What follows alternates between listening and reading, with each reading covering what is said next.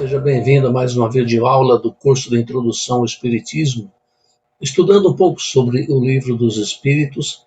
Já estudamos a introdução, já estudamos o Prolegômenos e entramos agora no livro propriamente dito. O Livro dos Espíritos, ele é um livro que foi escrito com base em perguntas e respostas, perguntas sistemáticas que Kardec fazia aos espíritos, obtinha as respostas não vinham de apenas um médium, mas de vários outros médiuns. Kardec teve uma preocupação muito grande para que as perguntas tivessem respostas idênticas. Por isso mesmo, ele fazia várias perguntas para que os espíritos caíssem em contradição.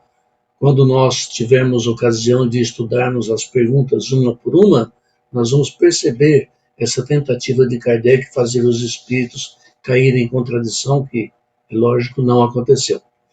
Nesse nosso curso, nós não vamos estudar o Livro dos Espíritos pergunta a pergunta, porque ele não é um estudo do Livro dos Espíritos. Nosso curso é um curso de introdução ao Espiritismo. Então, nós estaremos analisando junto com você cada capítulo do livro.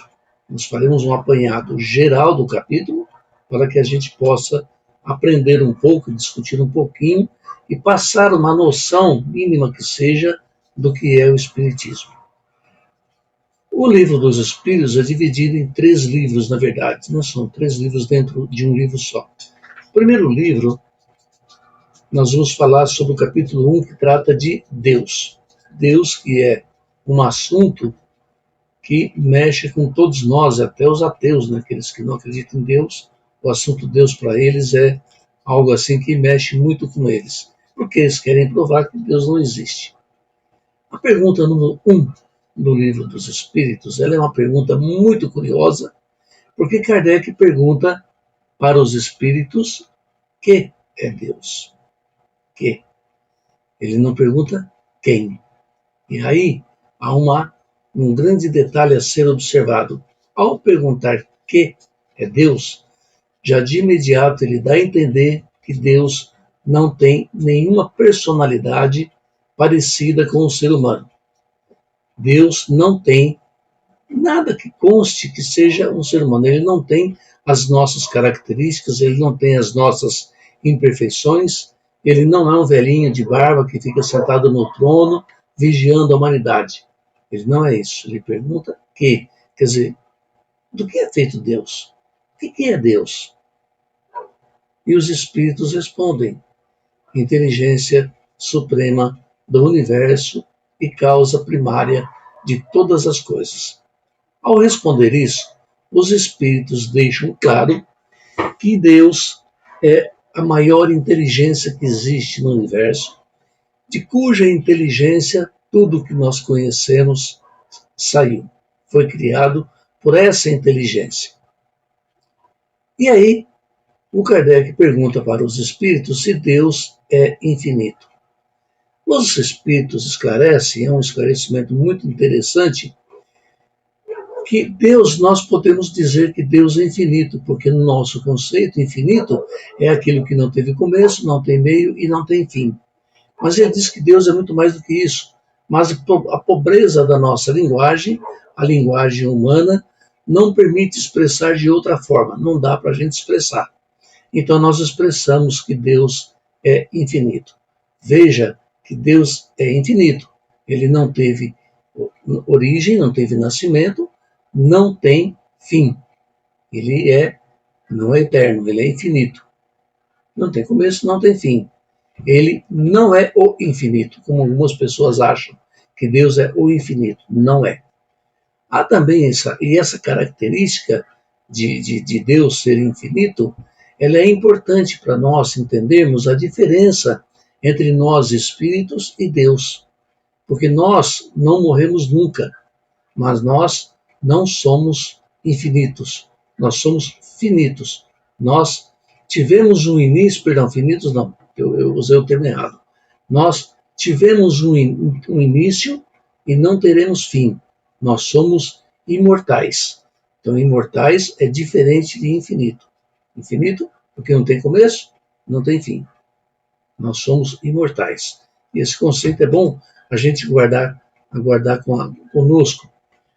Muita gente pede para as provas da existência de Deus. Muita gente diz assim, eu acho que é muito bonito, muito romântico. Olhe no espelho, você é a obra de Deus. Então você, ao olhar-se no espelho e ver a si mesmo, você está vendo Deus. É como se você estivesse num quadro de Van Gogh, você olhasse para aquele quadro e fala, esse é um Van Gogh. Mas essa expressão, ela é uma expressão equivocada, porque aí está se confundindo a causa com a consequência. A obra de Van Gogh é uma obra, é uma tela pintada, não é o Van Gogh. Quando se fala que aquele quadro é um Van Gogh, não se está dizendo que aquele quadro é a pessoa do Van Gogh, porque não é. Seria estupidez acreditar. É uma força de expressão para dizer que foi Kardec, foi ele que pintou aquele quadro. Quando você olha para o espelho e diz que você é Deus, porque você é uma obra de Deus, o que você está dizendo é que Deus te criou, não que você seja Deus. Precisamos deixar bem claro isso. Ora, como os Espíritos disseram, Deus é a causa primária de todas as coisas. Se você for buscar a origem de todas as coisas, você vai chegar em Deus. Basta você pesquisar e repetir essa pergunta. Quem criou o homem, quem criou os animais, quem criou o planeta, quem criou a atmosfera, como surgiu o planeta Terra, como surgiu a Lua, como surgiu o sistema solar, e você vai chegar no grande Big Bang, que deu origem ao universo. Tudo que nós conhecemos no universo partiu-se do grande Big Bang. Essa é a teoria mais aceita hoje em dia entre os cientistas, mas existem muitas dúvidas. Se o Big Bang aconteceu, o que é que existia antes do Big Bang e o que foi que provocou a sua explosão? Ninguém sabe. Ninguém sabe. Então, as provas da existência de Deus, que ele existe, isso é inquestionável. Não dá para questionar isso, basta olhar o universo. Alguém fez isso.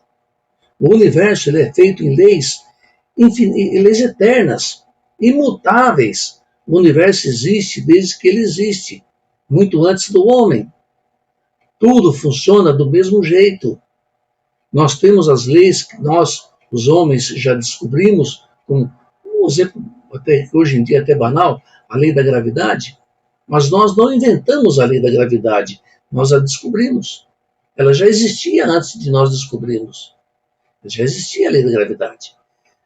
E a lei da gravidade, então, é uma das leis de Deus, que também são chamadas de leis da natureza. Elas não mudam.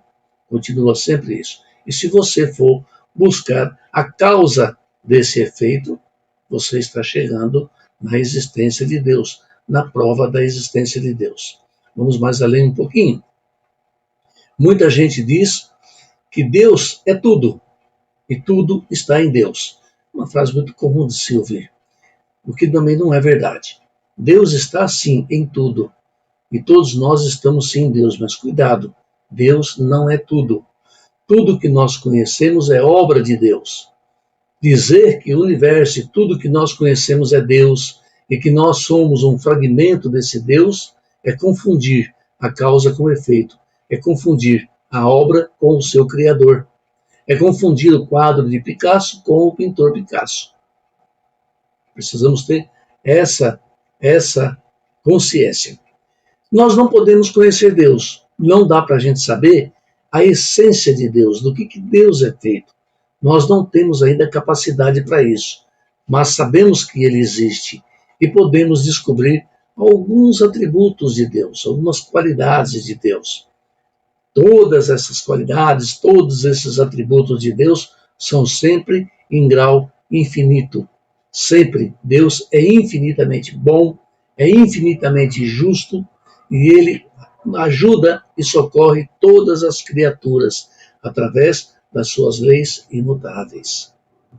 Então essas qualidades, esses atributos de Deus, sim, ele existe, ele é um Deus de amor, ele é um Deus muito bom, ele é um Deus sábio.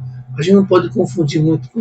Quando fala assim que Deus é bom, a gente cai num engano e a gente vai esclarecer essa bondade de Deus.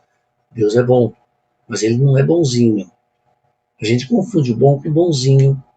Bonzinho é o papai que dá para o filho aquilo que o filho não precisa só para agradar o filho. Deus não faz isso, não. Deus ele é bom, mas ele é sábio, ele é justo, ele é a inteligência suprema do universo. Ele não vai dar as coisas para nós por capricho. Ele não vai dar as coisas para nós apenas para que a gente pare de chorar. Esse não é o Pai que o Cristo nos ensinou a ver. Então ele é bom, mas ele é justo. Ele é justo. E aí a gente acaba confundindo muitas coisas. Existem algumas teorias que vale a pena citar, uma delas é o panteísmo, que diz o seguinte, nós demos a entrada no panteísmo ainda há pouco. Ele diz que Deus está em tudo, nós somos parte de Deus, Deus é o universo, é a vida, é os animais, as pessoas, e quando nós nascemos, nós somos assim como se fôssemos um pedacinho de Deus que sai lá de Deus, vem, estabelece uma vida aqui, nasce, se desenvolve, se multiplica, envelhece e morre, e ao morrermos, nós retornamos para o grande todo, retornamos para Deus e formar Deus. Essa teoria ela é incoerente e é irracional, porque se Deus ele é infinito e é imutável, como é que ele pode ser a matéria que está em constante transformação? Ora, se todos nós somos parte de Deus, então nós temos o enganador, o idólatra, o alcoólatra, o bêbado, o assassino, o ladrão, o traficante. Nós temos todas essas pessoas que nós chamamos de mau caráteres fazendo parte de Deus. Então Deus não é assim tão puro e tão bom como a gente imagina. Mas não é. Para onde vão essas pessoas, então, depois que elas morrem? Então elas retornam ao todo, levando consigo todas as suas imperfeições, que vai compor a divindade. A divindade, então, não seria perfeita. E Deus, para ser Deus, ele precisa ser perfeito em grau infinito. Não podemos nos esquecer disso. Daí a teoria panteísta, que é uma teoria que realmente a gente não tem muito o que dizer sobre eles. O que nós podemos falar em poucas palavras sobre Deus é isso. Evidentemente que o amigo ou amiga pode encontrar outras explicações, mas para o propósito do nosso curso, que é de introdução à doutrina espírita, por hoje é o suficiente. Queremos agradecer mais uma vez pela sua participação. Vamos pedir para você continuar conosco. Vamos agora para o segundo capítulo da primeira parte, das causas primárias, onde nós vamos falar dos elementos gerais do universo. Fique conosco, participe da nossa próxima aula. Obrigado mais uma vez pela sua participação. Muita alegria para você, muita paz.